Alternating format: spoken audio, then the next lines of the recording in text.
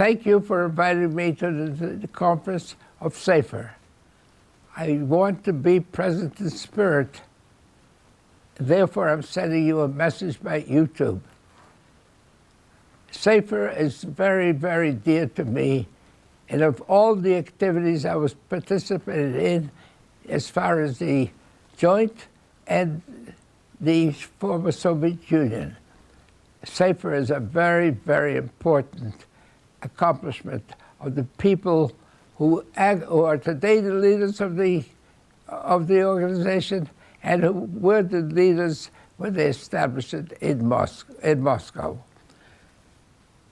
Because the most important thing that the joint as an organization can do, it's very important to have local people because they have to continue if the organization that's set up is going to survive. And Sefer is a great example of what it's all about. Foreigners, even in a disaster period in any country, the important thing is not what help you get from the outside.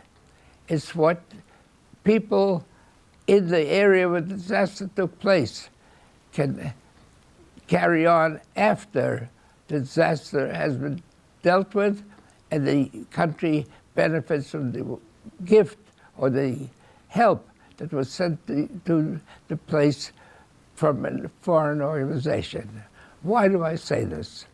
I say it because if the emergency help that we send at any time, or help in general in welfare and health, in education, or any other areas, it is only beneficial in the end for a long time if there are people in that country that will continue to carry on what is required. And Sefer, as I said, is a perfect example of it. How did Sefer come about? The joint decided that it wants to help the people, the Jewish people in the former Soviet Union, to restore their interest and their background in Jewish culture. And Moshe Davis, a professor at the Hebrew University, when he retired from his work, came up with a wonderful idea. He said, when a university sets up a Jewish department in a university, they do not have enough money to set up a department with the number of people. They have one professor at the university who can teach a Jewish subject. However, the Jewish culture is also multifaceted. It has many faces of it. There's the Hebrew language that people have to teach. There's the history that they have to teach. There are specific areas of activity of the civilization. For example, in Jewish culture, there's biblical work. There's work to be done on the Talmud. There's work to be done on contemporary Jews, where they live and all the rest of it. In order to do this properly at a university with limited resources, and when it comes to education, resources are always limited. Even if you have a lot of money, it is limited because there's much more to do than you have money for. And therefore, it is important to have a local person on the spot when the foreign organization comes in to help with the subject. And now the history of it. The history of it came about of this International Council for the Teaching of Jewish Civilization. It came about because Moshe Davis, a professor of Jewish culture at the Hebrew University in Jerusalem, thought when he retired that he will retire. But then he decided he wants to find out where people are teaching Jewish civilization in university level. It turned out that in America, one university or some universities always had something for many reasons. But in order to expand it, you had to have a single professor at least be appointed on the subject at a university. But there's never enough money for this. And therefore, he decided that he would make an inventory of where in America or all over the world they're teaching Jewish civilization on the university level. After making that investigation, he realized that it's impossible to introduce this program unless there were people properly trained for them. When he produced the inventory, he realized that there would only be one professor at a time that they will appoint. Maybe they'll add later on more people. And consequently, he decided that he will set up at the Hebrew University in Jerusalem a special program in the summertime, that a professor from anywhere in the world that wants to teach Jewish civilization in that country can come and take a short course on how you teach Jewish history, how you teach the Hebrew language, how you teach the studies of the Talmud or the Bible or any other area of poetry and Hebrew literature. In order to accomplish this, you would need to give them a refresher course, because they are actually, professors that do teach, are actually prepared to know these subjects, but not enough how to teach it. And consequently, he set it up at the Hebrew University that people could come there for 3 weeks. He also managed to get money for the support of these people when they come to the course, and prepare many people to teach in universities all over the world. I wanted to have such a program for the Soviet Union. So I brought, in the course of time, about 3 or 4 years, a number of professors people from Soviet Union, Jewish or not Jewish, come to the university, to Hebrew University, and participate in those courses. And suddenly, unbeknown to me even, the people, the 30 or 40 people that had come in the course of time to learn about teaching Jewish civilization, set up on the road without involving any foreign organization like the Joint, and the Joint is to be credited for this, of course.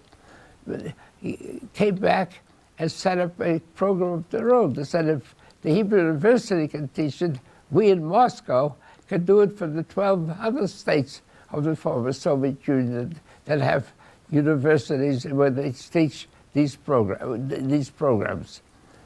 And they set up the Sefer. And guess where we put it? Oh, they put it. I had nothing to do with it. They did.